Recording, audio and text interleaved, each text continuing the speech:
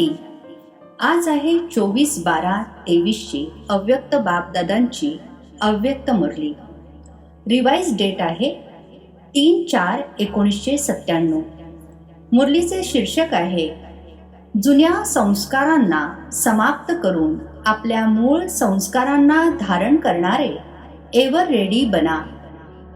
आज बापदादा आपल्या चोहो बाजूंच्या विश्वपित्याच्या प्रेमामध्ये लवलीन आणि भाग्यवान मुलांना पाहत आहेत. प्रत्येक मुलाच्या भाग्यावर बाबांना देखील अभिमान आहे की माझी मुले वर्तमान समयी इतके महान आहेत, जी साऱ्या कल्पामध्ये, मग ते देवता स्वरूपामध्ये असोत, धर्म नेत्यांच्या रूपामध्ये असोत, महात्म्यांच्या रूपामध्ये असोत, नाहीतर पदमपती आत्म्यांच्या रूपामध्ये असोत, कोणाचेही इतके भाग्य नाही आहे जितके तुम्हा ब्राह्मणांचे भाग्य आहे. तर अशा आपल्या श्रेष्ठ भाग्याची आठवण सदैव ठेवता का? सदैव हे अनहद गाणे मनामध्ये गात राहता की वाह भाग्य विधाता बाबा आणि वाह मज श्रेष्ठ आत्म्याचे भाग्य, हे भाग्याचे गाणे सदैव आपोआप वाजत राहते का? बाबा मुलांना पाहून सदैव हर्षित होतात, मुले सुद्धा हर्षित होतात, परंतु कधी कधी मध्येच आपल्या भाग्याला इमर्ज करण्याऐवजी मर्ज करून टाकतात. जेव्हा बाबा पाहतात की मुलांमध्ये आपल्या सौभाग्याचा नशा निश्चय मर्ज होऊन जातो, तर मग काय म्हणणार? ड्रामा. परंतु बाप दादा सर्व मुलांना सदैव भाग्याच्या स्मृती स्वरूपामध्ये पाहू इच्छितात. तुम्हा सर्वांना देखील हेच हवे आहे आणि मध्येच हा परंतु येतो. कोणालाही विचारा तर सर्व मुले हेच लक्ष ठेवून चालत आहेत की मला बाप समान बनायचेच आहे. लक्ष खूप चांगले आहे. जर लक्ष श्रेष्ठ आहे, खूप चांगले आहे, तर मग कधी इमर्ज रूप, कधी मर्ज रूप असे का? कारण काय आहे? बाप दादांना खूप चांगली चांगली आश्वासने देखील देतात, रूहरिहान सुद्धा करतात, तरीही लक्ष आणि लक्षण यामध्ये अंतर का असते? तर बाप दादांनी रिझल्ट मध्ये पाहिले की कारण काय आहे.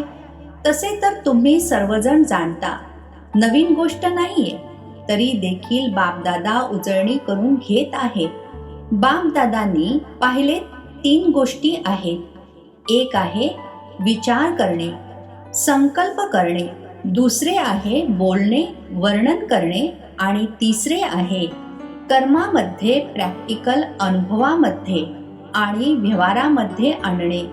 कर्मामध्ये आणणे तर तिन्हींचा एकसारखा बॅलन्स कमी आहे. जेव्हा बॅलन्स असतो तेव्हा निश्चय आणि नशा इमर्ज असतो, आणि जेव्हा बॅलन्स कमी असतो तेव्हा निश्चय आणि नशा मर्ज होऊन जातो. रिझल्ट मध्ये पाहिले गेले की विचार करण्याची गती खूप चांगली देखील आहे आणि फास्ट सुद्धा आहे. बोलण्याचा वेग आणि नशा तो देखील 75% ठीक आहे. बोलण्यामध्ये मेजॉरिटी हुशार सुद्धा आहेत, परंतु प्रॅक्टिकल व्यवहारात आणण्यामध्ये टोटल मार्क्स कमी आहेत. तर 2 गोष्टींमध्ये ठीक आहेत, परंतु तिसऱ्या गोष्टीमध्ये खूप कमी आहेत. कारण काय आहे? जर संकल्प देखील चांगला आहे, बोल सुद्धा अतिशय सुंदर रूपामध्ये आहेत, मग प्रॅक्टिकल मध्ये कमी का होते? कारण काय आहे? जाणता का? हो का नाही? बोला. जाणता खूप चांगले. जर कोणालाही म्हटले या टॉपिकवर भाषण करा किंवा क्लास करा, तर किती छान क्लास करतील आणि अतिशय निश्चयाने, नशेमध्ये, अभिमानाने भाषण सुद्धा करतील, क्लास सुद्धा करतात. बाप दादा सर्वांचे क्लासेस ऐकतात, काय काय बोलत असतात, हसत राहतात. वाह वाह बच्चे वाह. मूळ गोष्ट आहे बाप दादांनी या अगोदर सुद्धा सांगितले आहे. हा रिवाइज कोर्स चालू आहे. तर बाबा म्हणतात की कारण एकच आहे, फार नाही. एकच कारण आहे आणि बाप दादा समजतात की कारणाला निवारण करणे फार कठीण सुद्धा नाहीये, खूप सोपे आहे. परंतु सोप्याला अवघड करून ठेवता. कठीण नसते, बनवता. असे का? नशा मर्ज होऊन जातो. एकच कारण आहे, ज्या काही धारणेच्या गोष्टी ऐकता करता देखील, भले शक्तींच्या रूपामध्ये असो नाहीतर गुणांच्या रूपामध्ये असो, धारणेच्या गोष्टी खूप छान छान करता. इतक्या चांगल्या करता जे ऐकणारे तर मग ते अज्ञानी असोत नाहीतर ज्ञानी असोत, ऐकून खूप छान म्हणत खूप टाळ्या वाजवतात. खूप छान सांगितले. परंतु किती वेळा परंतु आला? हा परंतुच विघ्न आणतो. परंतु शब्द समाप्त होणे अर्थात बाप समान समीप येणे, आणि बाबांच्या समीप येणे म्हणजेच वेळेला समीप आणणे. परंतु अजूनही परंतु शब्द सांगावा लागतो. बाबांना चांगले वाटत नाही, परंतु सांगावाच लागतो. तर याचे कारण काय आहे? जे काही बोलता, धारण सुद्धा करता, धारणेच्या रूपाने धारण करता, आणि ती धारणा कोणाचीही थोडा काळ, कोणाची जास्त काळही असते. परंतु धारणा प्रॅक्टिकलमध्ये कायम वाढत जावी यासाठी हीच मुख्य गोष्ट आहे की जसे द्वापारपासून अंतिम जन्मापर्यंत जे काही अवगुण अथवा कमजोरी आहेत त्यांची धारणा संस्कार रूपामध्ये झाली आहे, आणि संस्कार बनल्या कारणाने मेहनत करावी लागत नाही. सोडायची इच्छा देखील आहे. चांगले वाटत नाही तरी देखील म्हणता, काय करू, माझा संस्कारच असा आहे. तुम्ही वाईट वाटून घेऊ नका, माझा संस्कारच असा आहे. संस्कार बनला कसा? बनवला तेव्हाच तर बनला ना. तर जर द्वापारपासून हे उलटे संस्कार बनले, ज्यामुळे तुम्ही गरजेच्या वेळी लाचार सुद्धा होता, तरी देखील म्हणता, काय करू, संस्कार आहेत. तर संस्कार आपणच इच्छा नसताना देखील प्रॅक्टिकलमध्ये येतात ना. कोणाला क्रोध येतो, थोड्या वेळाने म्हणता, तुम्ही वाईट वाटून घेऊ नका, माझा संस्कार आहे. क्रोधाला संस्कार बनवलात, अवगुणाला संस्कार बनवलात, आणि गुणांना संस्कार का नाही बनवलेत? जसे क्रोध अज्ञानाची शक्ती आहे आणि ज्ञानाची शक्ती आहे शांती, सहन शक्ती आहे. तर अज्ञानाची शक्ती क्रोधाला खूप चांगल्या रीतीने संस्कार बनवला आहे, आणि यूज सुद्धा करत राहता, आणि मग माफी देखील मागत राहता. माफ करा, यापुढे नाही होणार, आणि पुढे मग अजूनच जास्त होते. याचे कारण संस्कार बनवला आहे. तर बाप दादा एकच गोष्ट मुलांना वारंवार सांगत आहेत की आता प्रत्येक गुणाला, प्रत्येक ज्ञानाच्या गोष्टीला संस्कार रूपामध्ये बनवा. ब्राह्मण आत्म्यांचे मूळ संस्कार कोणते आहेत? क्रोध का सहनशक्ती? कोणता आहे? सहनशक्ती, शांतीची शक्ती हे मूळ संस्कार आहेत ना. तर अवगुणांना सहज संस्कार बनवले, अगदी ठोसून आत भरलेत, जे इच्छा नसताना देखील बाहेर येत राहतात. असेच मग प्रत्येक गुणाला आतमध्ये ठोसून संस्कार बनवा. माझा मूळ संस्कार कोणता आहे हे नेहमी लक्षात ठेवा. ती तर रावणाची मालमत्ता, तिला संस्कार बनवलेत. परक्याच्या वस्तूला आपले बनवलेत. आता बाबांच्या खजिन्याला आपले बनवा. रावणाच्या वस्तूला सांभाळून ठेवले आहे आणि बाबांच्या वस्तूला हरवून टाकता. कशासाठी? रावणावर प्रेम आहे. रावण आवडतो का बाबा आवडतात? म्हणतील तर सगळे बाबा आवडतात, हेच मनातून म्हणत आहात ना. परंतु जो आवडतो त्यांनी सांगितलेली गोष्ट निश्चयाच्या शाईने हृदयावर कोरली जाते. जेव्हा कोणी रावणाच्या संस्कारांच्या अधीन होतात आणि तरीही म्हणत राहतात बाबा, तुमच्यावर माझे खूप प्रेम आहे, खूप प्रेम आहे. बाबा विचारतात, किती प्रेम आहे? तर म्हणतात, आभाळापेक्षाही जास्त. बाबा ऐकून खुशही होतात की किती भोळी मुले आहेत.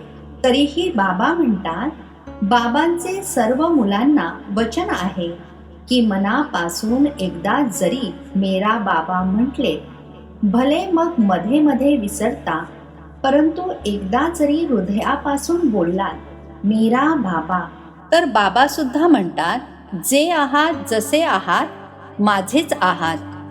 घेऊन तर जायचेच आहे, फक्त बाबांना वाटते की वरातीवाले बनून येऊ नका, सजणी बनून या. ऐकून तर सर्वजण खूप खुश होत आहेत, स्वतःचेच हसू देखील येत आहे. आता ऐकताना स्वतःलाच हसत आहात ना? स्वतःचेच हसू येते. आणि जेव्हा राग करता तेव्हा लाल पिवळे होता. परंतु बाबांनी रिझल्टमध्ये पाहिले की मुलांमध्ये एक विशेषता खूप चांगली आहे. ती कोणती? पवित्रतेमध्ये राहणे. यासाठी कितीतरी सहन करावे लागले आहे, कितीतरी विरोध करणारे समोर आले आहेत, परंतु या गोष्टीमध्ये 75% चांगले आहेत. कोणी कोणी थापा देखील मारतात, परंतु तरीही 75%नी या गोष्टीमध्ये पास होऊन दाखवले आहे. आता यानंतर दुसरा सब्जेक्ट कोणता येतो? क्रोध. देहभान तर पुरेपूर आहेच, परंतु पाहिले गेले आहे की क्रोधाच्या सब्जेक्टमध्ये खूप कमी पास आहेत. असे समजतात की कदाचित क्रोध काही विकार नाहीये, हे शस्त्र आहे, विकार नाही. परंतु क्रोध ज्ञानी तो आत्म्यासाठी महाशत्रू आहे. कारण क्रोध अनेक आत्म्यांच्या संबंध संपर्कामध्ये आल्याने प्रसिद्ध होतो आणि क्रोधाला पाहून बाबांचे नाव खूप बदनाम होते. म्हणणारे हेच म्हणतात, बघितले ज्ञानी तो आत्मा असलेल्या मुलांना. क्रोधाची अनेक रूपे आहेत. एक तर महान रूप तुम्ही चांगल्या रीतीने जाणता, दिसून येते हा क्रोध करत आहे. दुसरे क्रोधाचे सूक्ष्म स्वरूप आतमध्ये ईर्ष्या, द्वेष, घृणा असते. या स्वरूपामध्ये मोठ्याने बोलणे किंवा बाहेरून असे कोणते रूप दिसून येत नाही. परंतु जसे बाहेर क्रोध असतो तर क्रोधाचे अग्निरूप आहे ना, तर क्रोध करणारा आतून आपण सुद्धा जळत असतो आणि दुसऱ्यांना देखील जाळत असतो. असे ईर्ष्या, द्वेष, घृणा हे ज्यांच्यामध्ये आहे ते या अग्नीमध्ये आतल्या आत जळत राहतात. बाहेरून लाल पिवळा नसतो. लाल पिवळा तरी देखील ठीक आहे, परंतु तो काळा असतो. तिसरे क्रोधाचे चतुराईवाले रूप सुद्धा आहे. ते कोणते आहे? बोलण्यामध्ये, समजण्यामध्ये असे समजतात किंवा म्हणतात की कुठे कुठे सिरियस व्हावेच लागते. कधी कधी कायदा हातात घ्यावाच लागतो कल्याणासाठी. आता कल्याण आहे की नाही ते स्वतःलाच विचारा. बाप दादांनी कोणालाही आपल्या हातात कायदा घेण्याची सूट दिलेली नाही. कोणत्या मुरलीमध्ये असे कधी म्हटले आहे का की भले कायदा हातात घ्या, क्रोध करू नका? कायदा हातात घेणाऱ्याच्या आत त्याच क्रोधाच्या रूपाचा अंश असतो. जे निमित्त आत्मे आहेत ते सुद्धा कायदा हातात घेत नाहीत, परंतु त्यांना कायद्यामध्ये सुधारणा करावी लागते. कायदा कोणीही हातात घेऊ शकत नाही, परंतु निमित्त आहेत तर बाबांनी बनवलेल्या कायद्यामध्ये सुधारणा करावी लागते. निमित्त बनणाऱ्यांना इतकी सूट आहे, सर्वांना नाही. आज बाप दादा थोडी अधिकृत शिकवण देत आहेत. प्रेमाने घ्या, कारण बाप दादा मुलांनी लिहिलेले केलेले वायदे पाहून ऐकून हसत राहतात. आता बाप दादांनी जे सांगितले की प्रत्येक गुणाला स्वतःचा संस्कार बनवा, त्याला अंडरलाईन केली का?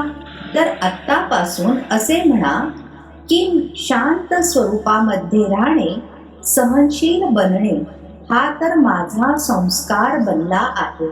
मग बाप दादा जेव्हा मिलन साजरे करण्यासाठी येतील तेव्हा या 5-6 महिन्यामध्ये याला आपला मूळ संस्कार बनवून बाप दादांच्या समोर दाखवा.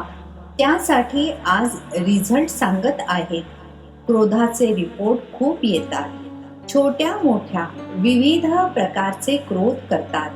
आता बाप दादा जास्त काही उघड करत नाही, परंतु कहाण्या खूप मजेशीर आहेत. त्यामुळे आजपासून क्रोधाला काय करणार? निरोप देणार.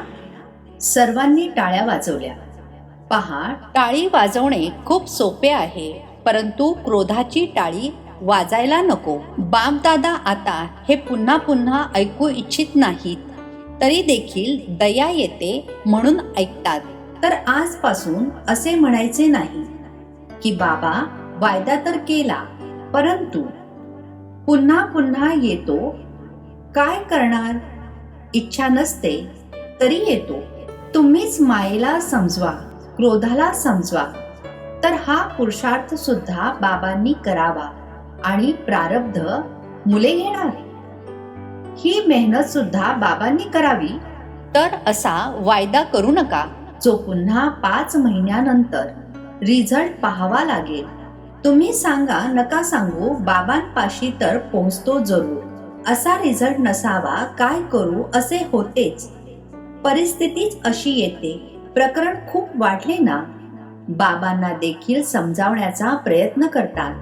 खूप हुशार आहेत. म्हणतात बाबा छोट्या मोठ्या गोष्टींवर आम्ही मात करतो. ही मोठी गोष्ट होती ना, आता दोषी कोणाला ठरवले? गोष्टीला. आणि म्हणतात काय, आली आणि गेली.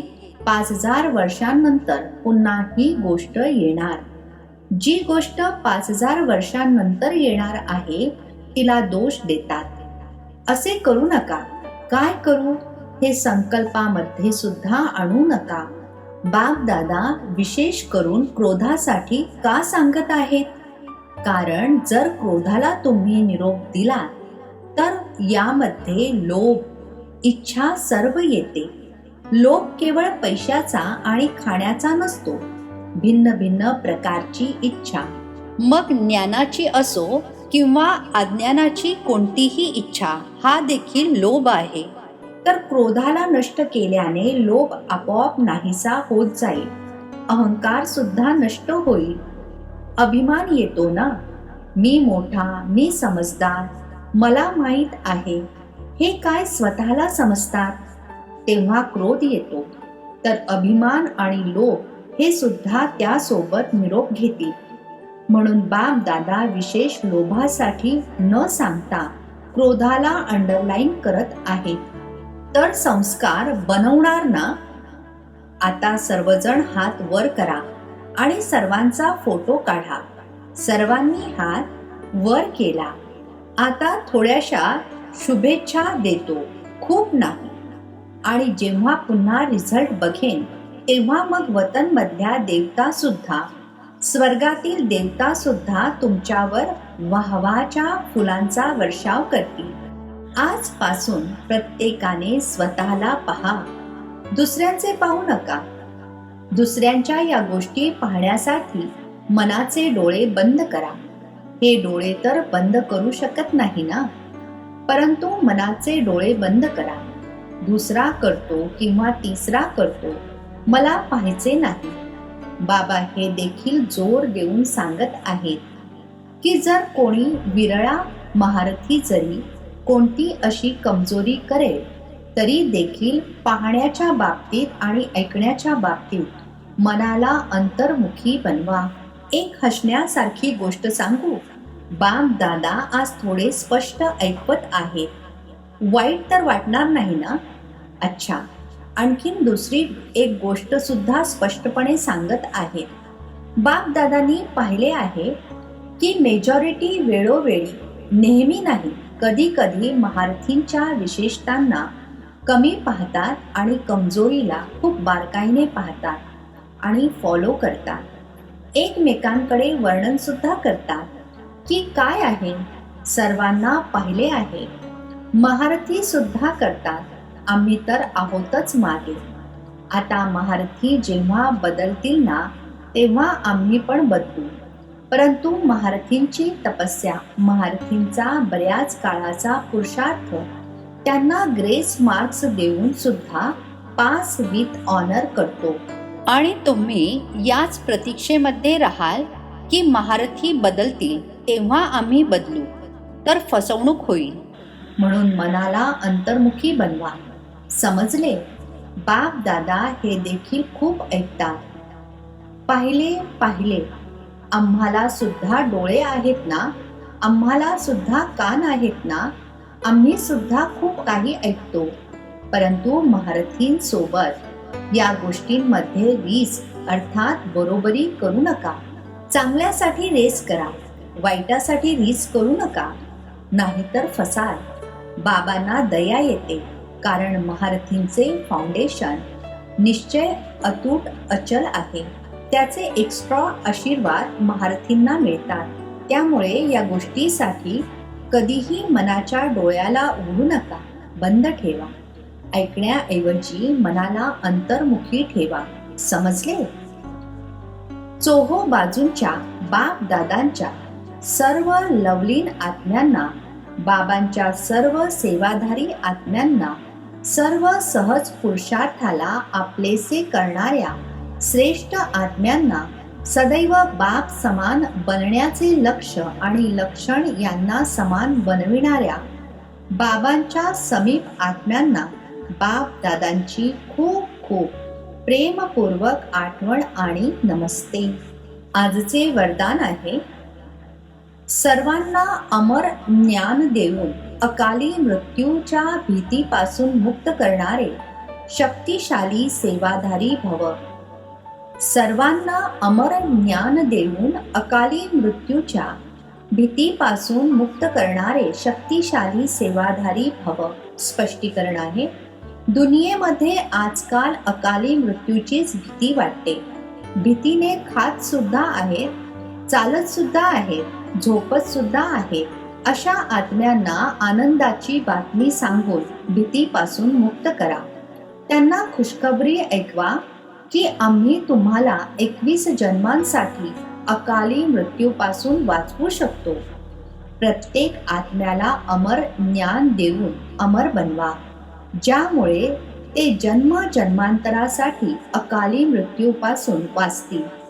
अशा आपल्या शांती आणि सुखाच्या व्हायब्रेशनद्वारे लोकांना सुखद आरामाची अनुभूती करविणारे शक्तिशाली सेवाधारी बना. स्लोगन आहे, आठवण आणि सेवा यांचा बॅलन्स ठेवल्यानेच सर्वांचे आशीर्वाद मिळतात. आठवण आणि सेवा यांचा बॅलन्स ठेवल्यानेच सर्वांचे आशीर्वाद मिळतात. अच्छा, ओम शांती. नवनवीन मराठी व्हिडिओज प्राप्त करण्यासाठी सबस्क्राईब करा मराठी गॉड रिपोर्ट चॅनलला.